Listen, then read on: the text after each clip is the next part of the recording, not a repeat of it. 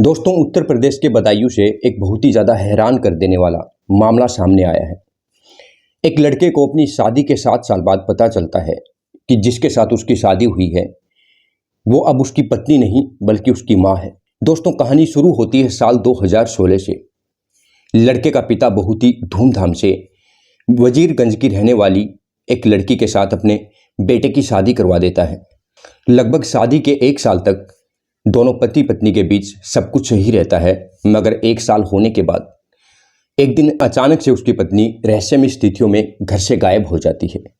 उसका पति उसे ढूंढने की हर जगह प्रयास करता है, संभव कोशिश करता है, लेकिन हजारों प्रयास के बाद भी जब वो अपनी पत्नी को ढूंढ नहीं पाया तो एक दिन अपने पिता से कहता है कि अब हमें पुलिस में एफआईआर दर्ज करवा देनी चाहिए। दोस्तों, ये बात सुनते ही लड़के का पिता अपने बेटे से कहता है कि अगर हमने पुलिस में रिपोर्ट दर्ज करवाई तो समाज में हमारी नाक कट जाएगी, हमारी बेइज्जती हो जाएगी।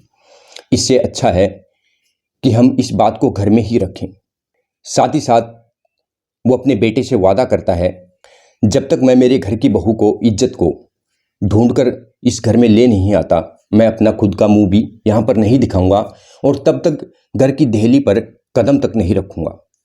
अपने पिता का अपनी पत्नी के प्रति इतना ज़्यादा प्यार देखकर दोस्तों वो लड़का बहुत ज़्यादा खुश हो जाता है और अपने पिता से कहता है, अगर आप ये सब जिम्मेवारी लेते हो, मेरी पत्नी को ढूंढकर घर लाओगे, अपनी बहू को घर पर लेकर आओगे, तो ठीक है, हम पुलिस के पास नहीं जाएंगे। उसका पिता भी घर से बाहर निकल जाता है। दोस्तों, बेटा इंतजार करता रहता है। ऐसे ही करीब 7 साल गुजर जाते हैं। ना ही तो उसका पिता घर आता है और ना ही उसकी पत्नी घर पर आती है।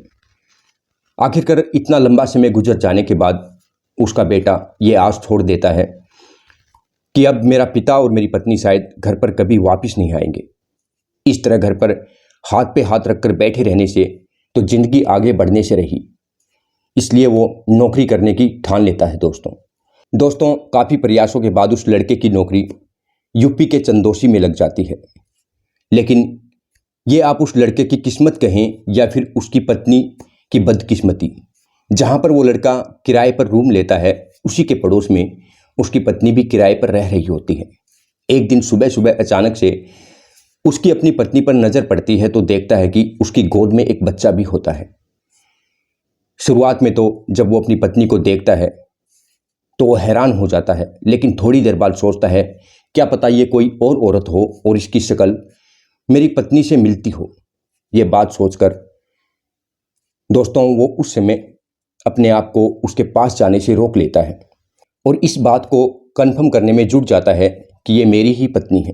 जब 2-4 दिन तक वो अपनी पत्नी की रेकी करता है और उसे देखता है कि वाकई में ये तो मेरी ही पत्नी है, तो एक दिन जब उसकी पत्नी अपने घर पर जाती है तो वो साथ साथ उसके घर पर ही घुस जाता है।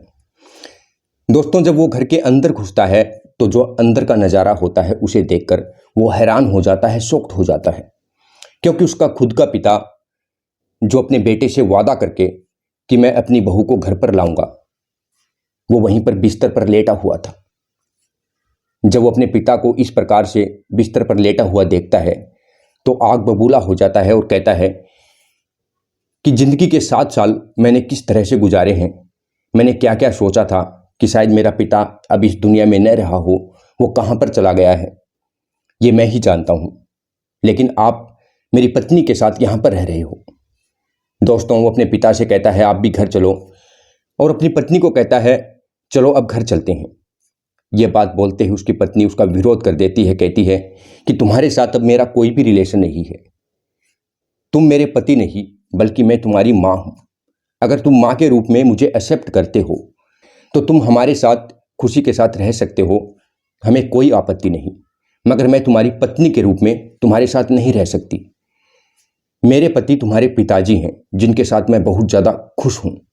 ये बात सुनते ही लड़का बहुत ज़्यादा आग बबूला हो जाता है, अपने पिता से पूछने लगता है कि ये क्या बोल रही है। तो उसका पिता भी कहता है, बेटा ये मेरी पत्नी है, तुम्हारी माँ है और हमारा एक बच्चा भी हो चुका है। दोस्तों, इस बार लड़का अपने आप को रोक नहीं पाता, वहीं पर बिशोली के थाना में अपने पिता और अपनी पत्नी के खिलाफ एफआईआर दर्ज करवा देता है। पुलिस उस लड़के के साथ उनके रूम पर पहुंचती है, उनको गिरफ्तार करके थाने में ले जाती है। और जब लड़की से पूछताछ की जाती है कि तुमने ऐसा क्यों किया, तो लड़की कहती है कि इनके साथ मैं अपनी शादी को मानती ही नहीं। जब इनके साथ मेरी शादी हुई थी तब ये नाबालिग था। ये ना ही तो मुझे शारीरिक रूप से खुश कर पाता था और ना ही कुछ कमाता था। इसे मेरी भावनाओं की, मेरी इच्छाओं के बारे में कुछ पता ही नहीं था। ये तो एक बच्चा था। दोस्तों, ये बात सुनते ही लड़का भी शॉक्ड हो जाता है और पुलिस भी हैरान हो जाती है। आगे महिला बताती है कि इसके पिता ने मेरी हर इच्छा पूरी की, मुझे शारीरिक रूप से भी खुश रखा, पैसे में भी मेरी मदद की। धीरे धीरे मैं इसके पिता की तरफ अट्रैक्ट हो गई और पता नहीं ऐसे ही समय बीतने के साथ साथ हम दोनों में इतना ज़्यादा प्यार हो गया कि हम एक दूसरे के बगैर रह नहीं सकते थे। इसलिए हम दोनों ने घर से भागने की प्लान बनाई। अगर हम यहीं पर शादी करके रहते तो शायद बदायूं के लोग, हमारे जो रिश्तेदार थे, हमें गालियाँ देते, तरह तरह के ताने देते। इसलिए हमने डिसीजन लिया कि चंदोसी में एक कमरा किराए पे लेकर वहीं पर रहेंगे ताकि हमें कोई वहाँ पर देख भी न सके। लेकिन ये हमारी बुरी किस्मत थी कि ये लड़का भी वहीं पर नौकरी के लिए हमारे पड़ोस में ही कमरा ले लेता है। उसके बाद लड़का अपनी पत्नी से कहने लगता है, दोस्तों, अगर तुम मेरे साथ खुश नहीं थी तो तुम मुझे बता देती, साफ तौर पर कह देती। लेकिन मेरे पिता ने और तुम दोनों ने मिलकर जो धोखा किया है, 7 साल तक मैं इस आस में बैठा रहा कि मेरा पिता तुमको तलाश करने गया है और तुमको लेकर ही घर पर आएगा। अगर मैं वहां पर नहीं पहुंचता तो शायद जिंदगी भर में इस पश्चाताप में जीता कि शायद तुम दोनों मर चुके हो, गुजर चुके हो। लेकिन दोस्तों, इस मैटर में पुलिस भी कुछ नहीं कर पाती, क्योंकि उस लड़के के साथ जब उसकी शादी हुई थी तो बिल्कुल नाबालिग था, उसे समझ नहीं थी। लड़की साफ तौर पर पुलिस से कह देती है कि मेरी भी शारीरिक इच्छाएं थी, मेरी भी ख्वाहिश थी। ये मेरी ख्वाहिशों को पूरा नहीं कर पाता था। वो सभी ख्वाहिशें, सभी इच्छाएं इसके पिता ने मेरी पूरी की। आज मैं इसके पिता की ही पत्नी हूँ और हम दोनों पति पत्नी एक दूसरे से बहुत ज़्यादा खुश हैं। कोर्ट में हम दोनों शादी भी कर चुके हैं।